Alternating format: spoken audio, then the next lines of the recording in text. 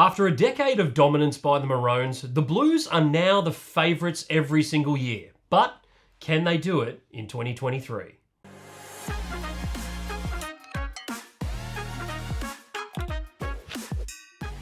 What's going on, guys? The Casual Athlete is back, and now we're hitting you with our prediction for the Blues team this year. This is my prediction. Nathan is a Queensland fan, so I took over this one, and I've got the team here right for you. And at number 1, we are going to go with James Tedesco. He's done it before. He can do it again. On the wings, I've got Brian To'o and Joseph Suali'i. Not a lot of people were expecting to see his name, I'm sure. In the centres, I've gone for a Rabbitohs pairing of Campbell Graham and Latrell Mitchell. Latrell, virtually unstoppable if you put him out there in the centres. Now, this comes to the big decision here. I've gone for Nicho Hynes in the 6th spot, partnering Cleary in the halves. Yes, a lot of Luai fans, they'll probably go to bed crying tonight. In the front row, I've gone Payne Haas, Damien Cook, and Jake Trbojevic. Jake Trbojevic, he's been slipping into the prop role this year. I'm sure he'll be able to play big minutes there for the Blues. Now, the back row, there's been a few injuries this year and a couple of guys who I'm not so sure can make it in time for Origin. So I've gone with Hamole Olakawatu from the Manly Sea Eagles on one edge and Cam Murray taking over the second row from the other edge. And in the middle, at lock, I have the ever-present Isaiah Yeo. On the bench, I had to go for a different 14. I would have had Jack Whiten had he not retired from representative football. So I've gone with Matt Burton. He seems to be a good replacement, can fill in at 5'8", centre, or we could throw him into the middle and see how it goes.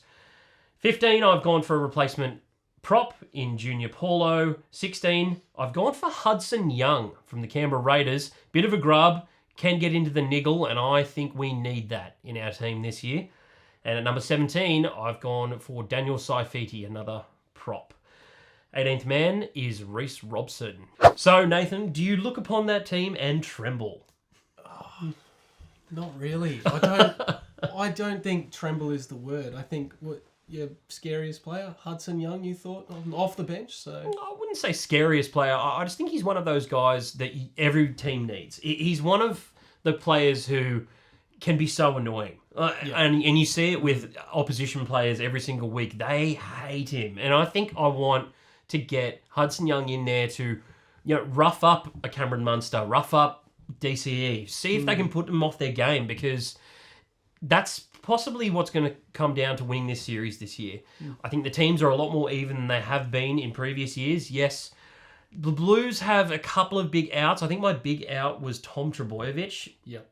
I just think right now he's not playing the high quality of football that he needs to be. And I spoke about it a couple of weeks ago in a tipping video that he hasn't looked himself all year to this point, and that he's looking a bit sheepish. Is that what you're seeing as well? Tom Trbojevic? Yeah. Yeah, I just think coming back from that big injury, he's gone and done his stuff over in the United States, come back, and he just hasn't been 100%.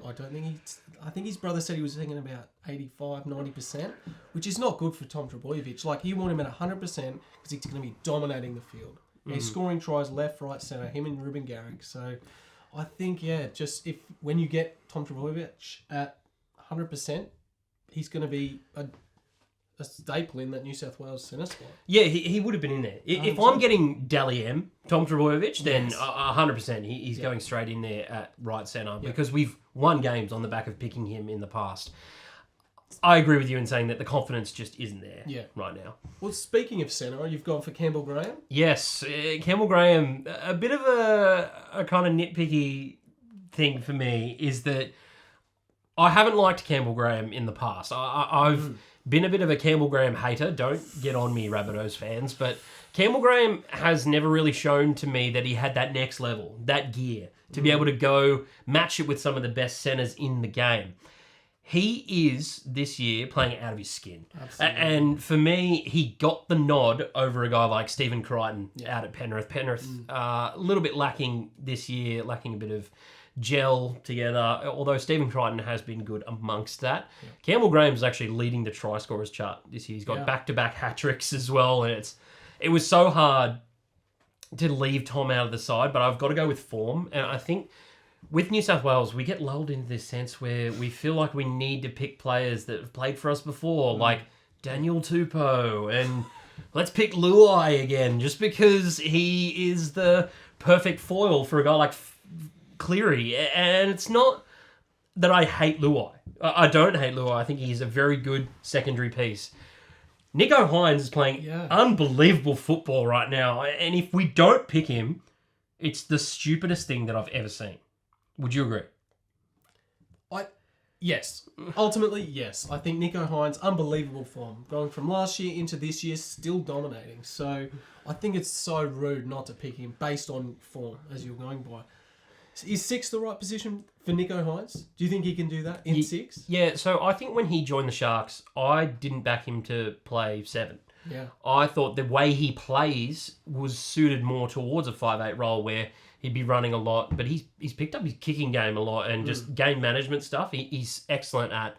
Running game is still also there, which makes me think that he can just slot into that 6 role and not have too much of an issue. But I'm interested to see with Cleary whether they ask him his opinion on who he should pick, and if it goes down to politics and stuff, I'm sure he'll lose out and end up playing on the bench where he shouldn't be playing. Anyway, the other really tough decision that I had to make was in my second row.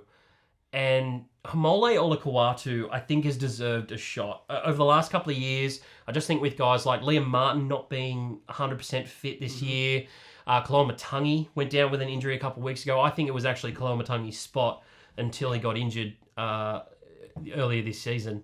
And Hamole Olakau'atu really, lighting up the stat sheet, can go up for a ball as well. I think he used to be a basketball player, so he's got mad hops. Yeah, he does. He scores a lot of tries from the sky. Yeah, no, it's good stuff. So I think he's a big target out there as well. At 17, I think it's a bit of a plug-in kind of spot. Daniel Saifiti is there for me at the moment. I had Blake Laurie there at periods. I think Jack Bird could be in the conversation. Yeah. There's guys like Reece Robson. If we're going to run a 2-hooker system this year, kind of like Queensland do, if we bring on a guy like Reece Robson, who's the only reason why the Cowboys are competitive in any games at the moment, he is still playing some very good football. I just think with the way the side is structured for me, I think Daniel Saifiti, he's done a good job and he's been doing pretty well for the Knights this year that he had to get a shot. So with all of that, do you see any issues with this side? I do have a couple of issues with this side. Firstly, coming off the bench, you want an impact player. Matt Burton? Really? Look, I think Matt can slot into centre, 5'8", or even lock. And the one thing I think a lot of people say about him is that, yes, he 100% doesn't take the game on to start with. But if we can get him the ball and utilise his kicking ability well, then I think he can become a very big impact on the game. Okay, yeah. And also, I've seen you've wanted to break Joseph Suaalii on the wing. Yeah. I don't know. Yeah, right. New, that's fresh. Yeah, so the freshness of Suaalii, while he is also probably not going to be in the side for the next 5-6 years, yeah, I know, by heading off to rugby, I think we need him this year. He's one of those guys that last year when he was playing wing, he was virtually unstoppable off the kick return. I think he makes really good yardage, a lot of post-contact meters, a lot of tackle breaks, provides opportunities on the back of his, tackle 1, 2 runs. He's also a target. You can kick to him, and I think he can go up with some of the best of them. And we're going to need that for guys like Coates or Cobbo.